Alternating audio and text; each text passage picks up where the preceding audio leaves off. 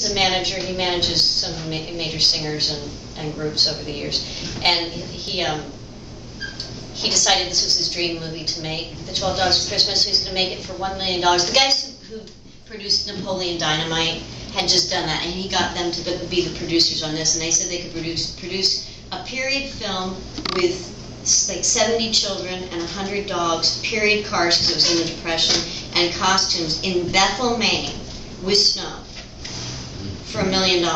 Oh boy, that just sounds like asking for a disaster. It was. It actually ended up being $2 million is what he ended up having to pay, but that meant he had to pay. He had to pay everybody twice what he paid them because it was no longer a low budget movie. Mm-hmm. And he also was trying to work the children 12 hours a day. Oh. Yes, so we had to sit him down in our hotel room and say, you can't do this. Yeah. And we'll give you one shot to stop doing this or we'll close down your movie.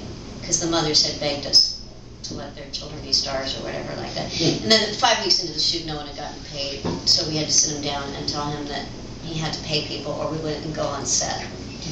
And then he tried to bring out his checkbook, and it's like, well, you can't do that because there are benefits and things like that people have to get paid properly. But John plays the evil dog catcher Doyle, and we were supposed to be boyfriend and girlfriend in it, but then I was supposed to turn on him because he's the evil dog catcher. But they decided his character was too creepy. So if you watch that movie, what I find funny, there's, for instance, a scene where he comes over to my house with mistletoe, and I'm wearing a somewhat low-cut top. And it's because at the time we were shooting it, he was supposed to be my boyfriend.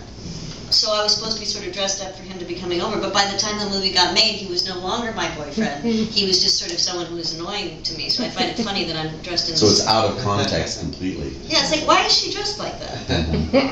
But this is what happens. Well, the young girl in the film is your daughter, niece, or? Her father was my ex-boyfriend. Okay. So he sends her, it's the Depression, and he can't afford to keep his daughter fed. So he sends her to me. And she's got this big dog that she's taking in and is trying to hide from everybody, including the evil dog catcher. It's a little town where you're not allowed to have dogs. They've banned dogs. That's believable. But there is a fun scene that I enjoy. It's in my iPod, but I don't have it on the disc to show. We can find this if we go to Blockbuster. It's for rent down here down the street actually, and there's a scene where Bonnie has to distract John when his pet cat can detect dogs apparently, and and the cat is making whatever noise it makes, and John's like, "There's a dog here. I know there's a dog here." And so Bonnie's trying to distract him, and she's running like the local hair salon or what have you. And so she, all these little, well, why don't you come up for a haircut and a shave? And it's like, but then she says it again in a different way to imply the haircut and shave doesn't really mean haircut and shave. It's one that I laugh because it's like so wrongly dirty in a children's movie. Well, I say, do you want a haircut and a shave? And he goes, a haircut and a shave, or a haircut and a shave. And then I'm wiggling up and down the wall going, a haircut and a shave. He starts running down the hall. I just love that scene. It's a funny scene. Well, yeah, and then all of a sudden I'm like whipping things around. For some reason, when you said that, I started to picture a Texas brothel. Yeah, well, it was one of the, well, actually, in one scene, John tells me not to get my panties in a twist. They cut that out. Panties in a twist or knickers in a twist? They probably would have been knickers, but he said panties, and anyway, they cut it out. They're like, what are you guys saying here? They're going to retitle the movie Best Little Doghouse in Texas. Only it's Maine. What makes me laugh is if you know all the strange things that are happening. I mean, there's the dog that the little girl finds a dog and is trying to keep it away from the dog catcher and hide it from everybody. But the dog that they got, it started out at the beginning of the shoot as a puppy, and it just got bigger and bigger and bigger. So some scenes she's got like this dog beside her, and other scenes it's this little tiny puppy. And the poor dog trainers, they really had a hard time because they were told they would have all the animals they needed. And it's the 12 Dogs of Christmas, so at the end there's a whole Christmas pageant, and it's based on the evil producer, his daughter, just like K.J. Rawlings. His daughter, when she was like 7 years old, on a cocktail napkin or a placemat, wrote the 12 Dogs of Christmas, which simply is on the first day of Christmas, my children, I got a Cocker Spaniel. On the second day of Christmas, I got 2 Boxers. On the third day of Christmas, so it goes through 12, and the 12th dog is like, I don't know, Chihuahuas. So to do the pageant at the end, they had to get 12 Chihuahuas, 11 Labradors, 10. Oh my God. No, they ended up, That's 143 animals. You can figure that out then? Well, 12 times 12. No, because it would be 12 this, 11 that, 10 that. Okay, so I'm wrong. Yeah.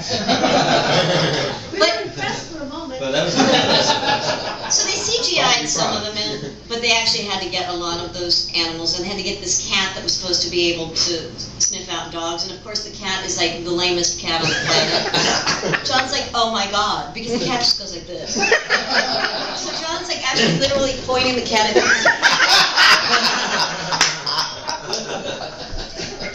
Kind of divining rods. Exactly, and at one point, One meow for yes, 2 meows for no.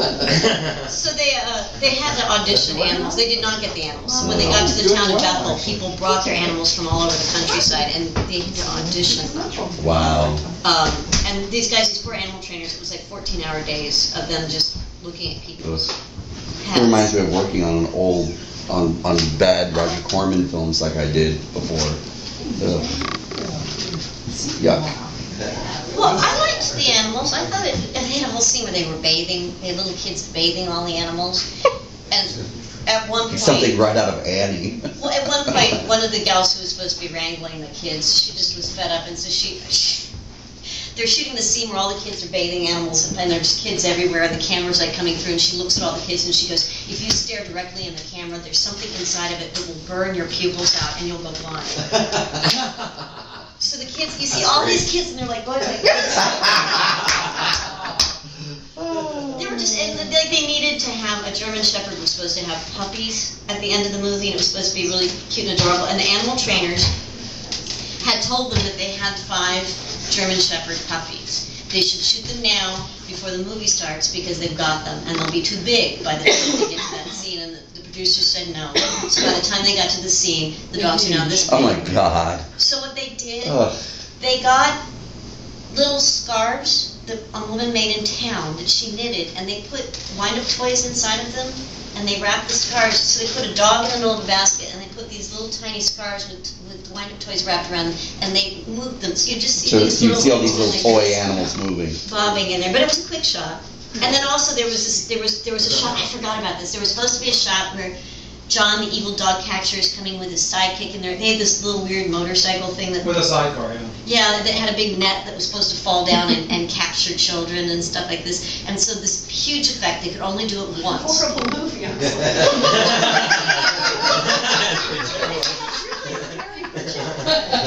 It's actually not that scary.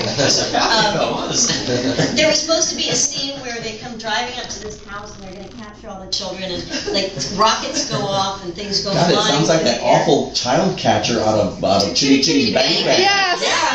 That's what it was reminding me That's of. what I was thinking when you described the net. It reminded me of the guy, the awful My child kids catcher. love that movie, and so they're That's really right. little, and I'm, Chitty Chitty Bang Bang, I want to watch that with my kids. Thought they'd love it, right? They were so scared of that child catcher. Mhm. Well, he had that long, skinny nose. Yeah. Yeah. He's No, very this creepy. This isn't that scary. They actually had scarier parts in it, and they ended up having to edit it out. Are you bored? Yeah, he's getting out of his car. Oh, it was Jonathan on the No, phone. he's there. He's getting out of his car. You there? Either that or is he about to get hit by a train. Wait. Hold on, I'm gonna have to be at the phone for a little while, so I'm here, but you won't hear me. Okay. That's fine. He was driving on his way home. That was his car door. It's interesting. I feel like can we listen to you cook dinner? And He's probably going to go in and get his dinner. He usually stops at He's a a bachelor. fast food place. Oh, we know a lot about you. You're a bachelor. He just recently cut his hair. Nice mohawk. Anyway, this movie just it was just one disaster. Oh, so they practiced this shot. They had all the special effects for this shot. They had one window at like 5:15 where they were going to shoot it before the light went, and so we were all waiting for this fabulous shot. And it's literally one of those things where they go action, and like one thing popped off of the his car and nothing else happened, like a little teeny stream of smoke came out. That was all. That was the Oh. entire special effect. So they cut that whole scene, but that's the scene where John got punched in the eye, which explained why. But they shot a